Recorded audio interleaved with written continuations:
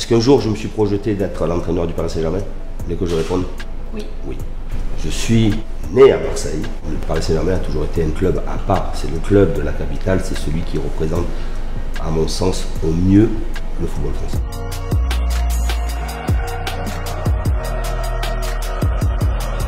Et bienvenue dans la quotidienne, ça fait plaisir de vous retrouver et vous l'avez vu, Christophe Galtier, il a tout de suite voulu éteindre l'incendie, faire taire les critiques autour de ses origines marseillaises, lui, le nouveau coach du PSG. Au moins les choses sont claires, on sent que Galtier, il veut serrer les vis, Thomas vous en a parlé, d'ailleurs hier, pas de privilège pour les superstars. Et info d'ailleurs de notre confrère Loïc Tanzi, les joueurs du PSG partiront en tournée cet été au Japon et signeront un règlement mis en place par Campos et Christophe Galtier. Et s'il y a manquement à ces règles, paf, c'est les sanctions tout de suite. Fin de la récréation, donc à Paris. On va voir comment ça va se passer. En tout cas, pour toi, Sky Moore, tu penses que Galtier est un bon choix pour manager les égos de cette équipe. Le problème n'est pas la qualité technique, mais le jeu collectif. Même son cloche pour toi, Yanis, la gestion du vestiaire dépendra de sa relation avec Mbappé, Neymar, Messi. Mais le risque potentiel, c'est que le côté strict de son management ne soit pas bien accueilli par le vestiaire.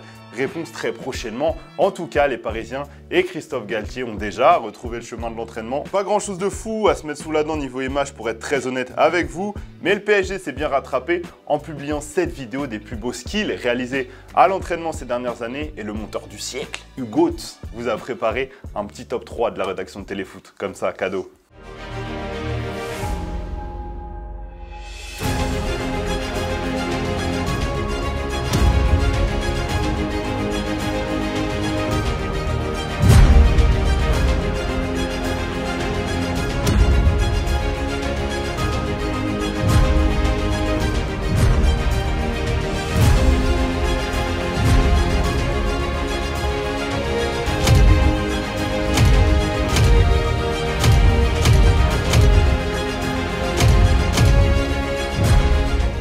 Et en parlant du PSG, ça y est, on connaît enfin la destination d'Angel Di Maria. Pressenti depuis de nombreuses semaines à la Juventus, l'Argentin devrait enfin passer sa visite médicale ce week-end pour être officialisé la semaine prochaine, quelques jours avant un Français, Paul Pogba, qui devrait lui aussi signer son contrat la semaine prochaine selon plusieurs médias transalpins. Et du côté du Barça, ça y est, c'est officiel, Franck Kessié s'est engagé avec le club catalan. Il a passé sa visite médicale ce matin. Gros coup du Barça qui a voulu communiquer à ce propos sur ses réseaux et qui a un peu dérapé sur Twitter en annonçant la visite médicale du joueur. Regardez la photo qu'ils ont mis. Il s'agit tout simplement d'Ansu Fati. Oups, la grosse boulette, c'est pas du tout passé sur les réseaux, vous vous en doutez bien. Petite polémique qui a un peu gâché la fête, très honnêtement.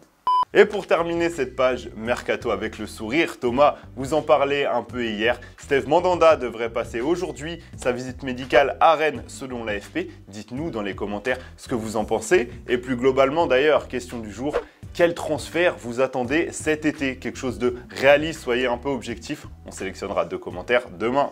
Allez, petite pause dans la quotidienne, comme tous les jours, le football vrai. Et aujourd'hui, on prend des nouvelles d'un ancien Marseillais, Dario Benedetto, qui a passé une sale soirée hier en 8e de finale de Copa Libertadores.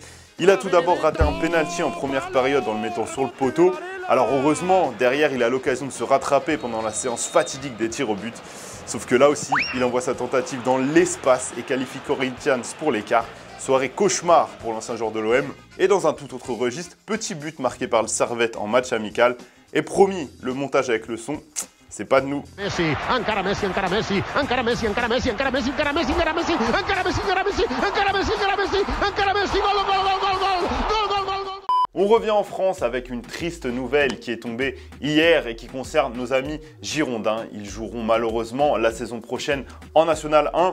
La commission d'appel DNCG de la fédération n'a pas validé le plan financier présenté par les Girondins.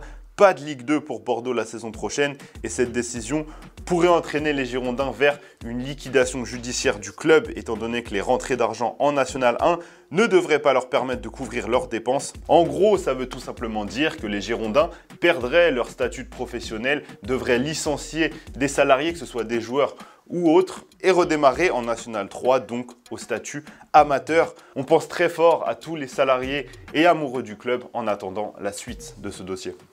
Et pour finir cette quotidienne avec une note un peu plus joyeuse, ça y est, c'est le grand jour les amis, le début de l'Euro féminin ce soir avec le pays organisateur, l'Angleterre, qui accueille l'Autriche. Et comme toutes les grandes compétitions, rendez-vous ce soir 21 h sur TMC et vous aurez peut-être d'ailleurs la chance d'entendre ça.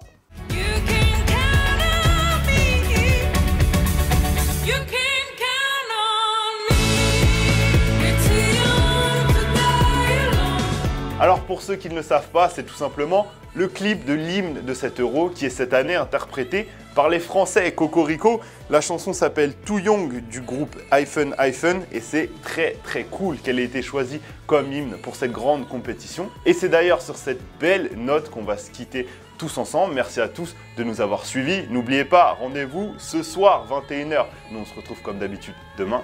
Ciao!